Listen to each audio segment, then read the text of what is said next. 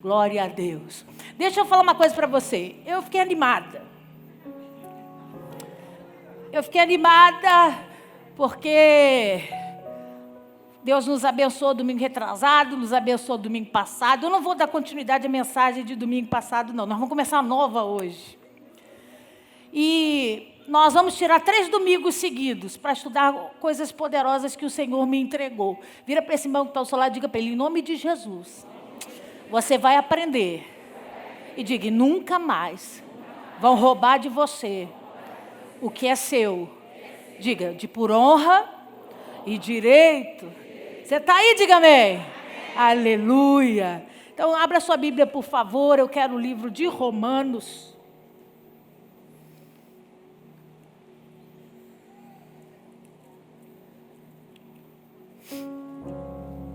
Romanos, capítulo 4.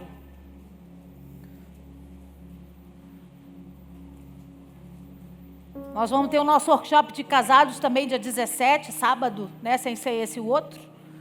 Quem é que já fez a inscrição do casado? Levanta a mão. Vai ser bom demais. Agora, os noivos podem participar, os namorados, os que estão ajuntados, né? Que estão morando junto. Vai ser uma noite divertida e a gente vai aprender muita coisa boa. Então, se fosse você, não perdia, não. Dia 17, em nome de Jesus. Você abriu aí?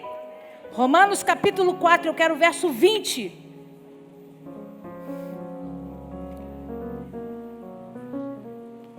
Nem li o texto ainda e o Felipe já disparou esse relógio. Eu vou dar com esse relógio na tua cabeça, Felipe. Romanos 4, verso 20, você achou? Diz assim, o Senhor para nós essa noite não duvidou por incredulidade da promessa de Deus, mas pela fé se fortaleceu, dando glória a Deus, estando plenamente convicto de que Ele era poderoso para cumprir o que? Feche os seus olhos, abaixa a sua cabeça. Deus poderoso, em nome de Jesus, essa é a tua santa palavra. E nós estamos reunidos nessa noite para ouvir falar de ti. É claro que viemos te adorar, honrar o teu nome, mas a cada dia que podemos, Senhor, queremos sentar aos teus pés e ouvir as tuas palavras. As tuas palavras geram vida e fé dentro de nós. Por isso eu me coloco atrás da cruz de Cristo, a sombra do Onipotente. Eu te peço, toma esse altar que é teu de honra e direito, ministra sobre nós, para a glória do teu nome, no nome poderoso de Jesus. Amém, amém, amém. Você pode aplaudir ao Senhor? A Ele a honra, a glória e o louvor para sempre. Aleluia! Glória a Deus. Então, existem alguns princípios na vida cristã que nós precisamos ter convicção. O que é convicção, pastor? É a ausência total de dúvida. É um comportamento manifestado que vai retirar de você toda dúvida a despeito de coisas espirituais e poderosas. O crente em Jesus Cristo de Nazaré, quem é crente em Jesus aqui? Levanta a mão. O crente em Jesus, ele precisa se manter sobre uma plataforma de convicção, onde ele anda em cima de 3 patamares diferenciados, mas que precisam caminhar juntos em igualdade. E que quando um está muito acima dos outros, há um desequilíbrio não só visto por todo mundo, mas de âmbito espiritual. As coisas não vão caminhar e você vai ser impedido de receber aquilo que Deus tem para a sua vida. Então, nessa noite, nós vamos aprender esse equilíbrio. Nessas 3 plataformas que precisam estar muito bem definidas dentro de nós, com convicção, com entendimento, abrindo mão de todo questionamento e dúvida, para que a gente possa caminhar sobre ela e receber de Deus, né, aquilo que Ele tem para nós. Pergunta para mim, quais são, pastora? Você não quer saber não, eu vou embora, paz do Senhor, Deus abençoe. Diga para mim, quais são, pastora? Isso, gostei de ver. Você vai aprender nessa noite a importância dos 3 P's. Põe para mim, Felipe, por favor. 3 P's da vida do crente. São as 3 plataformas que você precisa caminhar com discernimento e entendimento. O primeiro P é promessa, diga comigo. O segundo P é o propósito. E o terceiro P, poder, diga, promessa, propósito e poder. De novo. Isso. São os 3 P's que formam essa plataforma que vai levar a minha vida e a sua vida a chegar num lugar que Deus tem para nós. Vivendo a plenitude, vivendo a bênção, vivendo aquilo que arde no coração de Deus. Parece a mesma coisa, mas são coisas muito diferentes uma das outras. E quando eu não tenho entendimento sobre elas, e eu misturo essas questões, onde eu não ando debaixo de convicção, o que acontece? Eu perco a oportunidade de viver essas experiências. Diga para esse irmão, aquilo que você não sabe, que você tem, diga, você não tem. Se ninguém chega para você e diz, botei 20 mil lá na sua conta hoje, você vai continuar dizendo, não dá para lanchar não, irmã, vou para casa. Estou nem com fome. Por quê? Porque aquilo que você sabe, aquilo que você não sabe que tem, você não tem. Você não desfruta. Você não experimenta. E é isso que Deus vem fazer nessa noite. Vem trazer esclarecimento, porque Deus quer que você experimente. Deus quer que você use, que você usufrua daquilo que Ele está determinando. Então, nessa noite, nós vamos começar com o primeiro P. Nós vamos estudar o primeiro P nessa noite. Nós vamos falar de quê? Promessa. Então, vamos lá. Você leu Romanos capítulo 4. Que fala exatamente do posicionamento de um homem de Deus. Que decidiu convictamente acreditar e tomar posse daquilo que foi liberado sobre a vida dele. Lê comigo aí o versículo 20 de novo. Não duvidou por incredulidade da promessa de Deus, mas pela fé se fortaleceu, dando glória a Deus, estando plenamente, fala aí, convicto de que Ele era poderoso para cumprir o que? Está falando de quem? Está falando de quem? Quem que prometeu? Então vamos entender, o que significa promessa, pastor? A senhora fala disso toda hora, tantos pregadores falam de promessa, mas o que é a promessa? Põe para mim, Felipe, por favor. Promessa é um decreto de Deus sobre coisas, lugares ou pessoas que são inerentes à vontade humana, se cumprindo sem nenhum tipo de interferência. Então, olha aqui, é um decreto instituído por Deus, e ele pode vir sobre vida de pessoas, ele pode vir sobre lugares, ele pode vir sobre coisas, e nada do que você venha fazer ou deixar de fazer vai interferir nesse projeto. Vira para esse irmão que está ao seu lado e diga para ele, a promessa que Deus faz, ninguém, coisa nenhuma, lugar nenhum pode interferir. Você pegou? Então preste atenção. Quando a gente fala assim, Deus está entregando uma promessa, o que Deus está falando? Ele está instituindo um decreto que é irrevogável. O que significa isso? Ele não vai voltar atrás, ele não vai se arrepender, ele não vai mudar de ideia, e ele já está dizendo, vai acontecer, você querendo ou não. Vai acontecer, você gostando ou não, essa é a vontade estabelecida de Deus sobre essas coisas. Vamos ler no português, bota para mim, no nosso dicionário. Promessa significa afirmativa de que se dará ou fará alguma coisa, compromisso oral ou... Então, no nosso dicionário, você vê 2 veias, onde a promessa pode ser liberada sobre a vida do homem. Por via oral. O que significa isso? Você ouvir com o seu próprio ouvido a voz de Deus, e Deus falar especificamente direto com você, um anjo de Deus falar diretamente, especificamente com você, ou alguém debaixo do Espírito de Deus trazer uma revelação anunciando a promessa. Você está aí? Via oral, mas ela também pode ser por via... É o que acontece nos decretos da Bíblia Sagrada. Quando Deus falou coisas, e esses homens escreveram como testemunho. E por muitas vezes, Deus vai falar com você aqui. Você nunca ouviu um anjo falar com você, um anjo nunca se apresentou, você nunca ouviu a voz de Deus. Você acha que não ouviu, mas tudo bem. Você diz que não ouviu a voz de Deus, mas você vai sentar aqui diante desse livro e vai dizer: Senhor, o que o Senhor tem para a minha vida? E você vai abrir. E de forma escrita, a promessa vai ser liberada sobre você. Vai ser desnudada sobre a sua vida. Foi exatamente o que aconteceu comigo. Quando fui o meu primeiro retiro, e Deus ministrou meu coração para eu abrir Isaías capítulo 61. E eu comecei a ler, que foi de forma escrita, e Deus falou: é isso que eu vou fazer da sua vida. Me entregou uma promessa baseada numa declaração escrita, publicada, que está escrito e registrado na Bíblia Sagrada. Você está aí? Diga amém. Por que é tão importante a gente estudar os 3 P's? Porque se você vive uma vida inteira sendo crente, sem conhecer a promessa de Deus para a sua vida, a sua fé pode ser abalada. Você pode retroceder.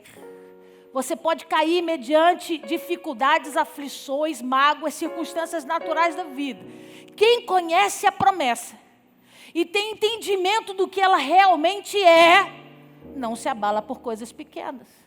Pergunta para mim: por quê, pastora? Sacode esse irmão que está ao seu lado, porque se ele dormir eu vou dar nele. Pergunta para mim: por quê, pastora? Porque o fim é muito melhor do que o começo.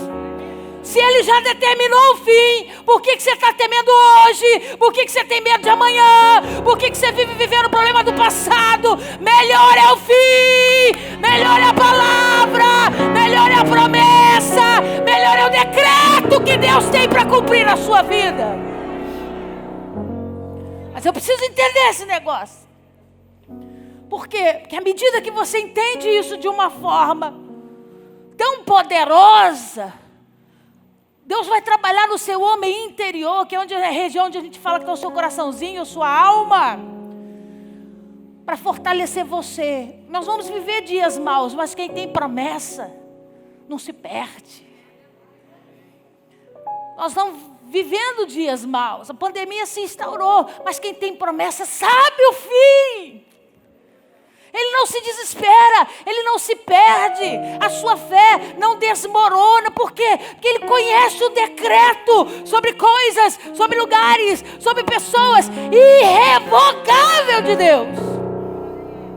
Aquilo que Deus instituiu sobre a vida de alguém, sobre algum lugar, ou sobre alguma coisa, nenhum homem pode alterar. O diabo não tem poder de alterar a promessa de ninguém. Quando você entender isso, nada mais para você. O irmão fofoqueiro não para você. Os problemas não vão parar você. O ciúme não para, a inveja não para, a contenda não para. Não para! Por quê? Porque eu conheço o decreto irrevogável de Deus para a minha vida. Então eu vou te dar um exemplo pequenininho de cada um desses, para ficar registrado e você não dizer que a pastora está falando bobagem. Que você fala isso. Vamos lá. Primeiro, vamos ver um exemplo de promessa de Deus sobre um lugar. Abre lá em Zacarias. Eu não estou de bobeira não, hein? Nós vamos estudar a Bíblia hoje. Se o Felipe deixar.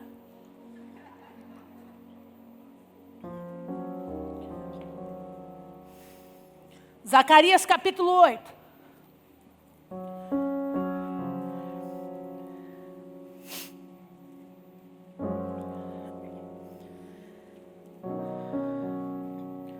Zacarias capítulo 8, verso 1 ao 8.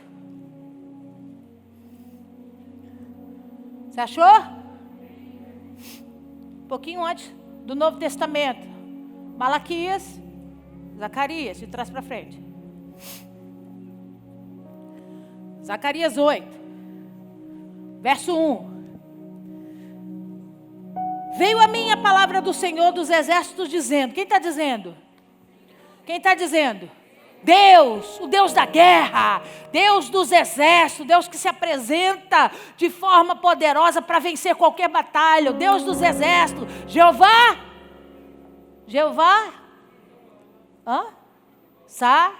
Sabaô, em hebraico, Jeová Sabaô, Yavé Sabaô.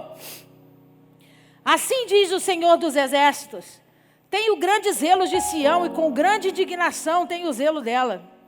Assim diz o Senhor, voltarei para Sião e habitarei no meio de Jerusalém. Jerusalém chamar-se-á cidade fiel e o monte do Senhor dos exércitos, monte santo. Assim diz o Senhor dos exércitos, ainda nas praças de Jerusalém, sentar-se-ão os velhos e as velhas, levando cada um na mão o seu arrimo ou a sua bengala, por causa da sua muita idade. As praças da cidade se encherão de meninos e meninas que nela brincarão. Assim diz o Senhor dos exércitos, se isso for maravilhoso aos olhos do restante desse povo, naqueles dias, será também maravilhoso aos meus olhos, diz o Senhor dos exércitos. Assim diz o Senhor dos exércitos, eis que salvarei o meu povo, tirando da terra do Oriente e da terra do Ocidente, e os trarei, e habitarão em Jerusalém, eles serão meu povo, e eu serei o seu Deus, em verdade e em...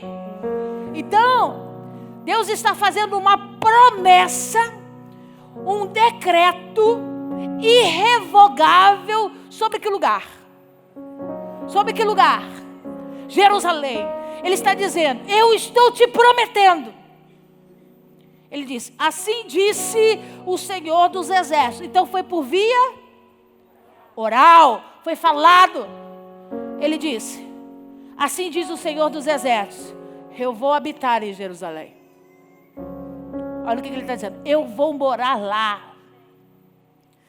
E Jerusalém vai ser um lugar de paz. Vou chamar de cidade fiel. E o monte do Senhor será chamado de Monte Santo. Ele diz, vocês vão passear em Jerusalém comigo. E vocês vão ver os velhinhos andando nas praças. As crianças brincando entre elas. Vai ser um lugar maravilhoso. Ele vai dizer, estaremos juntos. E Jerusalém nunca mais vai passar por nenhuma tribulação, porque eu estou vencendo os inimigos do Oriente. Quem veio no workshop sabe o que eu estou falando, né? Eu vou vencer os inimigos do Oriente, vou vencer os inimigos do Ocidente, e Jerusalém estará salva. E será para sempre o lugar onde eu vou habitar. E ele termina dizendo assim, e habitarão em Jerusalém, eles serão o meu povo e eu serei o seu Deus, em verdade e em justiça. O lugar onde nós estaremos juntos e viveremos por toda a eternidade. Uma promessa que Deus faz a Jerusalém. Deus dizendo, depois que tudo passar, eu vou descer e vou morar lá. E o meu povo vai morar comigo. E nós estaremos tão unidos e debaixo da mesma verdade, do mesmo propósito, que todos vão chamar aquela cidade fiel de abençoada, porque a minha presença estará lá. Pastora, é maravilhoso, é lindo, é filosófico, é uma linguagem figurativa. Não é, irmão. Ele estava dizendo para Jerusalém, para a cidade de Jerusalém, eu estou te prometendo, Jerusalém, amada e odiada, perseguida, que vai passar por guerras, tribulações, dificuldades, mas no final eu vou contar. No final, o grande Yavé vai descer e morar lá. Ninguém mais vai abalar essa cidade, porque o grande rei, o grande Senhor dos exércitos vai morar em Jerusalém. E o lugar será chamado como cidade fiel, cheia de paz, de amor. E todos verão e saberão o poder que Deus está dizendo. Pastora, por que a senhora escolheu esse texto? É por isso que vocês viram em alguns vídeos que apareceu no YouTube. no Facebook, enquanto os palestinos estavam guerreando Jerusalém, eles dançavam no alto do monte. Quem viu esses vídeos? Dançavam com a bandeira de Israel no lugar santo, no alto do Monte Moriá. E as pessoas diziam, eles estão sendo guerreados, existe uma guerra, existem bombas, mísseis diariamente sendo lançados contra Jerusalém, e os soldados dançam, e os soldados cantam, eles são malucos. Isso é sinal de soberba, isso é sinal de arrogância. Eles querem dizer que eles não estão sendo atingidos, que eles não estão passando por problemas, eles estão fingindo que não estão vivendo essa realidade. Não, não é nada disso. Eles conhecem o fim. Quem conhece a promessa não se abala com hoje. Hoje nós estamos tomando míssil. Hoje eles estão tentando invadir a gente. Nós estamos defendendo as nossas famílias, nossas crianças. Nós estamos tentando proteger a nossa casa, a nossa família. Mas Ele disse que ninguém mais vai poder tocar em Jerusalém. Quando chegar o tempo e a hora, quando chegar esse dia em que Ele virá, ninguém mais vai botar a mão na menina dos seus olhos. Pastora, por que eles se comportam dessa forma? Porque eles têm entendimento do que é a promessa. Eles dão valor àquilo que Deus fala. Sabe qual que é o meu problema e o seu problema? A gente acredita no vizinho fofoqueiro, mas a gente abandona a fé na promessa. A gente esquece aquilo que um dia Deus disse. Por conta de tantas circunstâncias, a gente vai apagando essa memória dentro de nós, quando a gente devia viver motivado pela promessa. Tem míssil vindo? Zacarias diz que ele vai morar lá comigo. Nossos filhos vão correr em paz, em segurança. Nossos pais vão andar velhinhos na praça felizes. Sabe por quê? Porque Ele não é homem para mentir, nem filho do homem para se arrepender. Se Ele prometeu, Ele vai cumprir. Você pegou? Diga amém. Vamos ver um exemplo sobre coisas. Vai lá comigo. Êxodo, capítulo 25.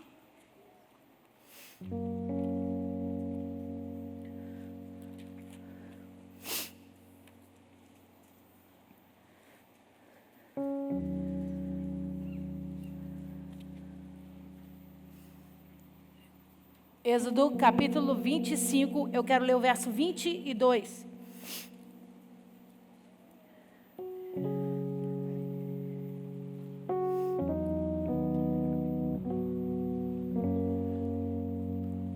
Você achou? Ali virei a ti, e de cima do propiciatório, do meio dos dois querubins, que estão sobre a arca do testemunho, falarei contigo acerca de tudo o que eu te ordenar para os filhos. Quem está falando aqui? Falando com quem? Moisés. Deus dá ordem a Moisés para construir os elementos do tabernáculo. Eu preciso que você pegue uma peça inteira de madeira e trabalhe nela e faça 7 braços e coise ela em ouro. Crie o menorá. Eu preciso que você faça uma mesa para botar os pães. Eu preciso que você faça uma tenda. Ele vai dando especificações sobre coisas, até que ele chega nessa peça especificamente. Ele diz, eu quero que você faça uma caixa com essa medida, com essa forma, madeira de acácia, coberta de ouro, que vai ter uma tampa. Essa tampa se chama propiciatório, é essa tampa aqui. E sobre essa tampa, 2 querubins, 2 anjos sobre essa tampa. Eu preciso que você faça isso, e dessa forma, e desse tamanho, e desse jeito. Só que no versículo que você leu, versículo 22, ele faz uma promessa para Moisés. Ele diz, eu não estou pedindo para você criar coisas só para adornar, só para ficar bonito esse lugar. Quando você criar essa caixa especificamente, olha o que diz o versículo 22. Lê aí. Virei a ti, de cima do propiciatório, do meio dos 2 querubins que estão sobre a arca do testemunho, falarei contigo acerca de tudo o que eu te ordenar dizer ao povo de Israel. Então Deus diz, eu vou vir sobre esse lugar. E entre os dois querubins, aqui nesse lugar, eu vou falar com você, Moisés. Ele então garante que esse lugar não é uma caixa de madeira e de ouro, ela se torna um trono, onde ele desce do alto e se assenta no meio desses dois querubins para falar com Moisés. E ele diz, e eu ali vou te falar tudo o que você precisa saber sobre os meus planos, sobre os meus projetos, sobre aquilo que eu vou conduzir o meu povo a viver ou a experimentar. Então, ele gera uma promessa sobre um elemento físico. Não é sobre um lugar. Não é sobre uma pessoa. É sobre uma coisa, sobre um elemento, sobre um objeto, onde ele diz para o Moisés, ali eu me assentarei e vou falar tudo o que você precisa ouvir e saber. Moisés sabia que toda vez que ele entrasse no Santo dos Santos, Deus estaria lá para falar com ele, porque ele assim prometeu. Todas as vezes que Moisés se sentiu sozinho, todas as vezes que Moisés ficou confuso, todas as vezes que Moisés achou que o projeto podia dar errado, ele sabia, tem um lugar onde ele se assenta e ele fala comigo. Onde ele se assenta e ele me conta tudo o que ele está planejando. Pastor, o que a senhora quer dizer com isso? Eu quero dizer, amigo, que até sobre coisas, a promessa de Deus era irrevogável. Até sobre uma caixa de madeira revestida de ouro, Deus declarou uma promessa pré-estabelecida. A minha pergunta para você essa noite é: o que está roubando você de crer na promessa que Deus entregou para você? O que está roubando a tua energia de esperar, de permanecer, para experimentar aquilo que Ele já te disse que Ele vai fazer? Você está aí, diga bem. Agora eu escolhi um exemplo bem particular para a gente ler sobre pessoas, promessa de Deus sobre a vida de pessoas. Abre lá em Gênesis comigo. 16.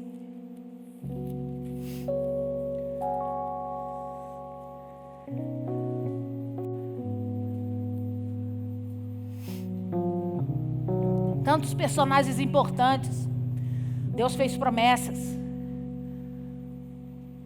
Deus entregou palavras poderosas. Mas eu quero falar de uma que talvez você não seja muito familiarizado. Gênesis capítulo 16, eu quero o verso 6. Respondeu Abrão a Sarai: a tua serva está nas tuas mãos, procede segundo o melhor te parecer. Sarai humilhou-a e ela fugiu da sua presença.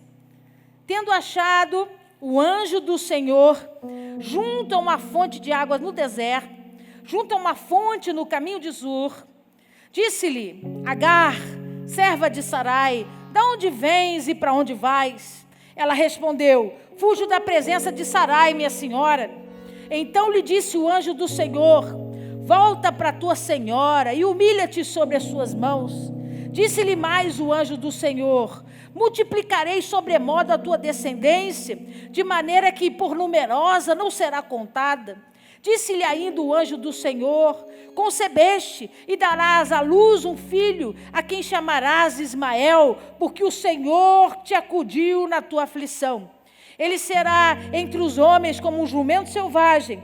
A sua mão será contra todos, e a mão de todos contra ele, e habitará fronteiro a todos os seus irmãos. Então ela invocou o nome do Senhor, que lhe falara: tu és Deus que vê. Por isso disse ela: não olhei eu nesse lugar para aquele que me vê? Por isso aquele poço se chama Beer Lahai Roi, está entre Cádiz e Bered. Olha aqui para mim.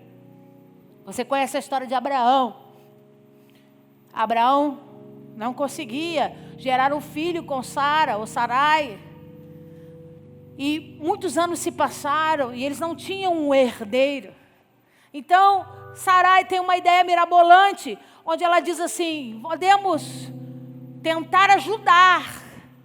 Você tem uma serva egípcia, jovem, bonita. Dorme com ela, Abraão. Dorme com ela e gera um herdeiro nela. Isso vai gerar sua descendência sobre a terra. E Abraão, então, aceita a sugestão de Sarai e dorme com a egípcia. Deixa eu abrir um parênteses. Provavelmente, numa das viagens que Abraão fez ao Egito, o faraó entregou muitos presentes a Abraão, né? Presentes, riquezas, e um desses presentes foi essa escrava egípcia. Ele entrega a Abraão como presente, e essa escrava, então, Agar, o nome dela, ela dorme com Abraão, e dorme durante algum tempo, e a Bíblia vai dizer para nós que ela é engravida, ela passa a gerar, e tem uma riscazinha, né, com Sarai, no momento onde ela anuncia a gravidez. Sarai, a Sara acha que ela está debochando dela, faz cara de deboche, aí ela fica brava e diz: Abraão, manda ela embora para o deserto, que ela está debochando, porque ela engravidou e eu não, então eu não quero mais essa mulher aqui. E o Abraão disse: você decide se é isso que você quer. E aí então ele manda Agar para o deserto. E ela vai embora, grávida, com pouco tempo de gestação, vai para o deserto. E quando ela chega no deserto, o anjo de Deus aparece para ela. Acompanha comigo, por favor, no versículo, no capítulo 16. Aqui, quer ver? Deixa eu achar aqui o versículo. Aqui, no versículo 11... diz assim: disse-lhe ainda o anjo do Senhor: concebeste e dará luz a um filho, a quem chamarás Ismael, porque o Senhor te acudiu na tua aflição. Ele será entre os homens como um jumento selvagem. A sua mão será contra todos, e a mão de todos contra ele, e habitará fronteiro a todos os seus... então olha aqui para mim. O anjo aparece para ela. Diz assim: de onde vens? Para onde vais? Aí ela diz: estou fugindo da minha dona, porque ela achou que eu debochei dela, implicou comigo, me mandou embora para o deserto. Aí o anjo diz assim: você precisa voltar. Você precisa voltar e se humilhar diante de Sara. Precisa pedir perdão a ela, se humilha e volta. Aí esse é o conselho que o anjo do Senhor dá a ela. Mas olha o que ele diz para ela: porque você concebeu, você está grávida. E o menino que está dentro da sua barriga já tem nome. Vai se chamar Ismael. E aí ele entrega a promessa de Deus.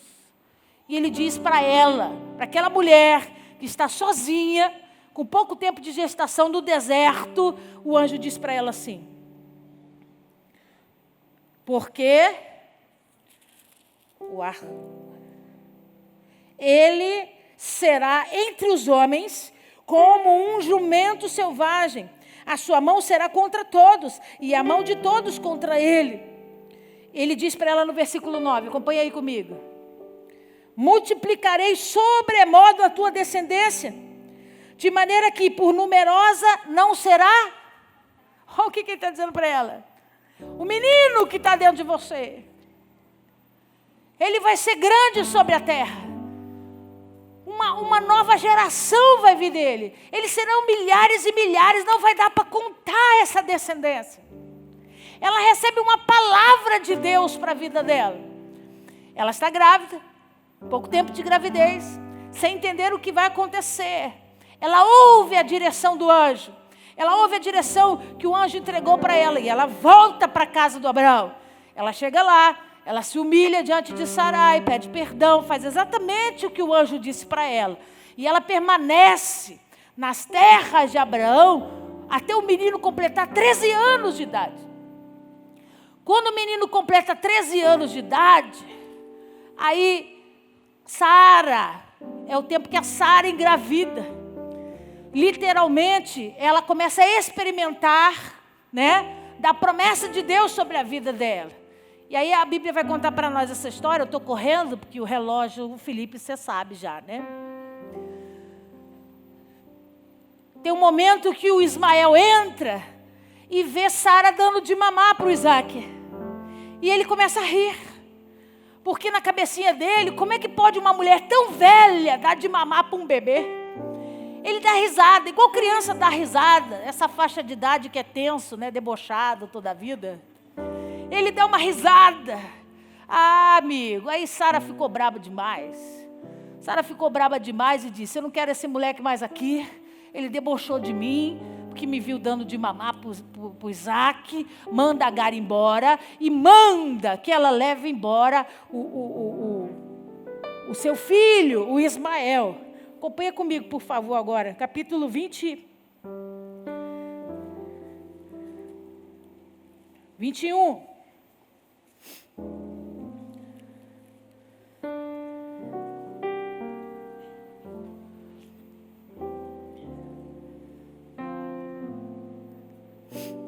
Capítulo 21, verso 12. Disse, porém, Deus a Abraão: não te pareça isso mal por causa do moço e por causa da tua serva? Atende a Sara em tudo o que ela te disser, porque por Isaque será chamada a tua descendência, mas também do filho da serva farei uma grande nação, por ser ele teu descendente. Levantou-se, pois, Abraão de madrugada, tomou pão e um odre de água, pôs-lhe as costas de Agar, deu-lhe o menino e a despediu. Ela saiu andando errantemente pelo deserto de Berseba. Tendo-se acabado a água do odre, colocou ela o menino debaixo de um dos arbustos, e afastando-se foi sentar-se de fronte, à distância de um tiro de arco, porque dizia: assim não verei morrer o menino. E sentando-se em frente dele, levantou a voz e chorou. Olha para mim. Para aqui. Ela é mandada embora. Um pedaço de pão, um cântaro de água. Nenhum camelo, que é o único animal que tem características de conseguir atravessar o deserto, conseguiria fazer essa travessia sem se reabastecer de água. Ele bebe uma grande quantidade de água e passa dias e dias andando no deserto sem ter que repor essa água. Se o camelo tem essa dificuldade, o ser humano é impossível. É praticamente impossível o ser humano atravessar o deserto com um pedaço de pão e um cântaro de água. Mas foi só o que Abraão deu a ela. Um pedaço de pão e um cântaro de água. E disse para ela: agora é hora de ir, Sara não quer que você fique mais, vai embora com Ismael. E ela vai para o deserto de Berseba. Quando você for comigo, Israel, eu vou levar você lá. E aí ela começa a caminhada, e é óbvio, sol de 50 graus, um calor danado. Chega uma hora que o menino pede pão, ela dá o pão para ele comer, ele pede água, ela dá água para ele beber. Daqui a pouco acabou. E ela ainda nem chegou perto de um limite de uma cidade. E ela então se desespera.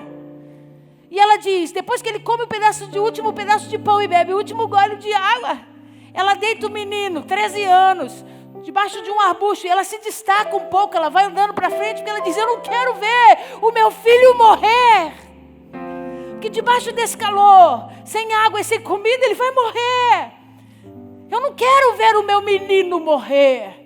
Deixa eu dizer uma coisa para você na autoridade do nome de Jesus. Por muitas vezes a vida nos coloca em situações como essas. Ela estava no papel de serva. Ela não tinha como negar o pedido de Abraão. Ela obedece à decisão de Sara e de Abraão de fazê-la uma concubina, de fazer uma segunda esposa do Abraão. Ela dorme com ele porque ela era escrava, porque ele era serva, não porque ela queria. Ela era uma escrava bonita, jovem. Abraão já era velho, quase 100 anos. Mas ela se submete porque ela era escrava. Ela não queria gerar aquele filho, mas ela gera aquele filho porque foi escolha dos seus senhores. A vida que ela estava vivendo não era uma vida que ela sonhou para ela. Ela estava condicionada àquela vida. E para o final de tudo, ela ainda é expulsa daquele lugar, onde ela teve casa, onde ela teve comida. E chega um determinado momento que ela se vê sem nada, sem destino, sem escolha, sem família, desamparada. E ela entra naquele deserto com um pedaço de pão e um cântaro de águas. Eu quero pregar para você nessa noite. Quem sabe você não tem visto a sua vida dessa forma. Pastor, eu sei que é o fim. Porque eu só tenho um bocado de pão e um cântaro de água. E um deserto inteiro pela frente para atravessar. As notícias não são boas, as coisas não estão boas. Eu não sei como fazer. Até hoje a minha vida é uma vida de sequências, de consequências. Nada do que eu estou vivendo eu escolhi para mim. Não são os meus sonhos, não são os meus planos, não é o que eu idealizei para a minha vida. E agora eu estou nessa caminhada no deserto, cheio de dificuldades e desafios, à beira de perder uma das coisas que eu aprendi a amar, que é o meu filho. Ela deita o Ismael debaixo de uma árvore e anda um pouco para frente e diz: ele vai morrer e eu não quero estar aqui quando isso acontecer. Aí olha o que diz as Escrituras. Versículo 17. Deus, porém, ouviu a voz do menino, e o anjo de Deus chamou do céu a Agar e lhe disse: que tens, Agar? Ó, se o anjo aparece para mim, no meio do deserto, sem comida, sem água, passando um perrengue, o meu filho quase morrendo, ele desce do céu e diz: o que você tem, Érica? Dá vontade de responder para ele: você ainda quer que eu desenhe? Precisa de explicação. Por que o anjo faz essa pergunta? Por que o anjo faz essa pergunta para Agar? Porque o céu já sabia o que Deus tinha prometido para ela. O céu já sabia o destino de Ismael. Isso já havia sido revelado a ela. Isso já havia sido dito e declarado a ela. Quando ele vê aquele desespero, ela chorando, o menino chorando, ele se diz: eu não estou entendendo. O que você tem? Por que isso tudo? Por que você está dessa forma? Por quê? Porque o céu entende que uma vez que a promessa é liberada, Deus não vai voltar atrás. Não tem deserto, não tem pouca água, não tem humilhação, não tem vergonha, não tem despedida. Nada vai impedir você de viver a promessa de Deus. Aplauda o Senhor.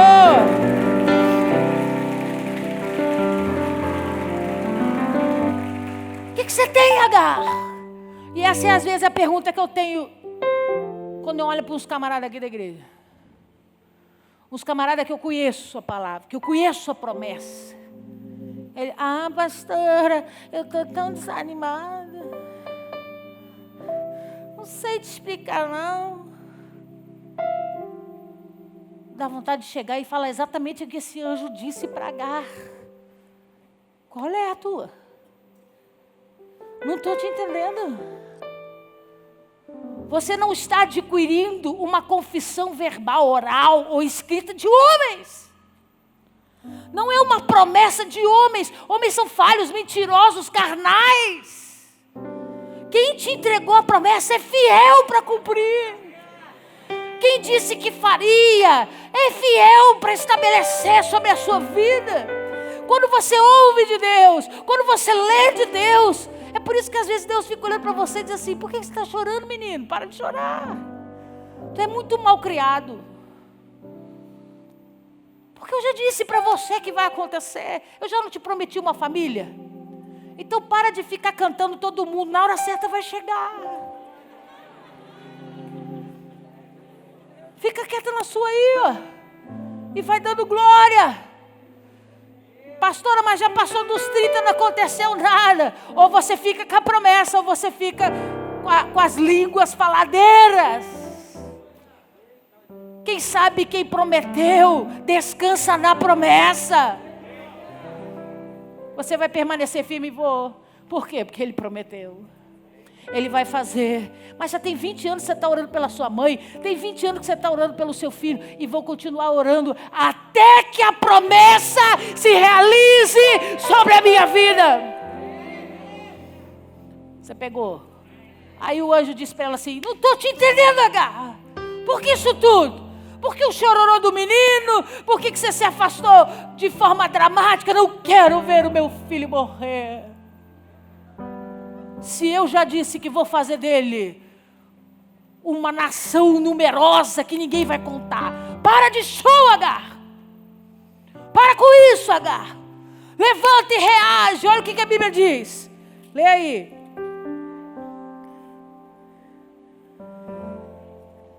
(18) Ergue-te, levanta o rapaz, segura-o pela mão, porque eu farei dele um grande... Para de drama, Agar. Vai lá, levanta ele. Está com sede agora, engole o choro. Vai passar. Deus vai fazer. Está faltando comida na sua casa. Ele disse que não faltaria. Começa a glorificar. Meu filho está com fome. Vai chegar a comida. Ela já vai chegar. Falta pouquinho para ela chegar. Não é hora de drama, não é hora de chororô. Se posiciona como quem sabe a promessa que tem. Aí, ele diz, versículo 19... Abrindo-lhe Deus os olhos, viu ela um poço de água, e indo a ele, encheu de água o odre, e deu de beber o... Olha aqui. Deus não fez um milagre no deserto. Deus não abriu um poço, num lugar que não existia um poço. O poço estava lá. O poço estava lá, pertinho dela. A Bíblia deixa clara para nós que ele não operou um milagre de criar o poço no deserto. Olha o que a Bíblia diz. Abrindo-lhe Deus os... O que aconteceu? Ela estava cega. Ela estava cega pela amargura. Ela estava cega pela tristeza. Ela estava cega pela humilhação. Ela estava cega pela vergonha. E ela não conseguiu ver que antes que o menino começasse a chorar de sede, o poço já estava lá. O poço para ela beber água e para o seu menino beber água já estava lá. Sabe o que tem roubado de você a sua fé? Seus olhos estão fechados. Você enfrenta o problema, se enche de amargura, de tristeza, de pesar. Sua cabeça fica confusa. Eu não sei o que vai acontecer. Eu não sei para onde ir. E Deus está dizendo assim: ei, não estou entendendo. Eu não disse que faria de você alguém especial sobre a terra. Eu não prometi a você uma casa, uma família. Eu não prometi que você prosperaria. Eu não prometi que você viveria as coisas sobrenaturais. Eu não estou te entendendo. Para de ficar olhando para o problema. Para de ficar olhando para a vergonha, para a humilhação, para a dor. Porque isso tem cegado você. Se eu tenho uma promessa, eu vou providenciar tudo o que você precisa até o cumprimento dela sobre a tua vida. Aleluia!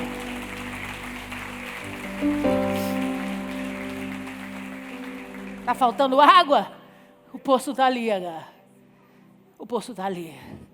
Você só não bebeu porque você estava vivendo o drama. Quem sabe esse não é o relatório da igreja de hoje. Uma igreja que vive o drama.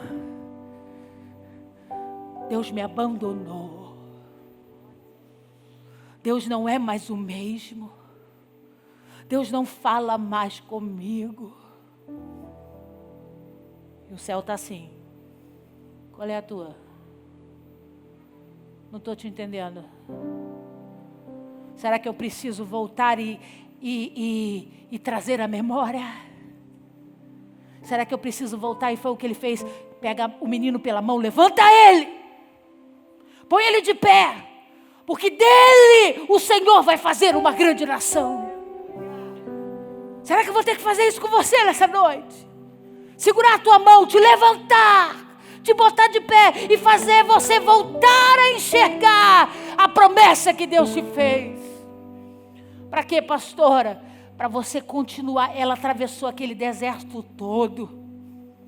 Quando chegou do outro lado, ela arruma uma esposa para o Ismael, uma esposa egípcia. Ele se casa, tem filhos. Ela tem outros filhos.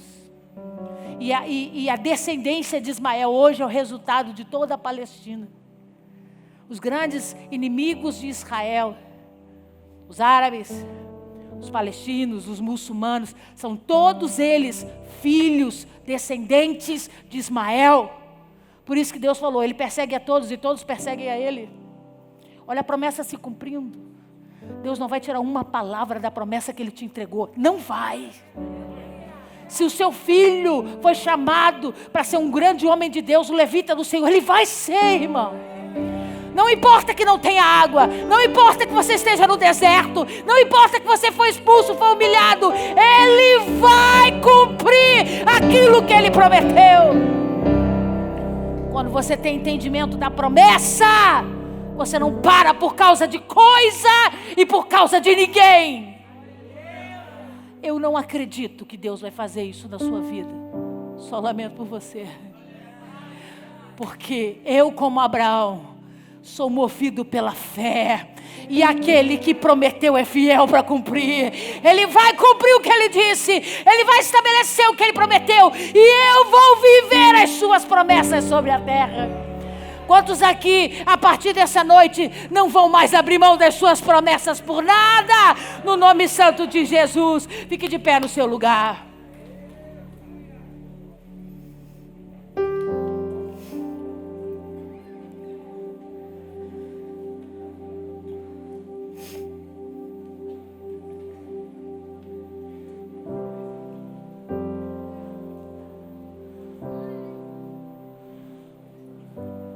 Pastor, o problema é que às vezes a promessa ser tão distante. Eu sei. E a gente queria que ela se cumprisse logo. Mas todo o caminho até a promessa é uma preparação. Certamente toda a descendência de Ismael hoje é forte como é. Porque Agar e Ismael passaram pelo deserto. Eles carregam com eles todas essas experiências. Tudo que você está passando, tudo que você está vivendo, faz parte do crescimento de Deus sobre a sua alma, sobre o seu coração, sobre a sua vida espiritual. Para que você desfrute do decreto irreversível que Ele estabeleceu. Se Ele disse que a sua casa será conhecida como casa de oração, não é para parar de procurar os poços de água no deserto. Não é para dizer que está morto aquilo que não morreu ainda. Não é para sentenciar circunstâncias e falências quando Deus não decretou. O céu está descendo essa noite aqui para puxar você pela mão, para te dizer: levanta agora, para de drama, porque você sabe exatamente o que eu disse para você. Ou você ouviu a minha voz, ou você viu por escrito aquilo que eu te prometi. Não é hora de se acovardar, não é hora de retroceder, não é hora de voltar para trás. Eu não sou homem para mentir, nem filho do homem para me arrepender.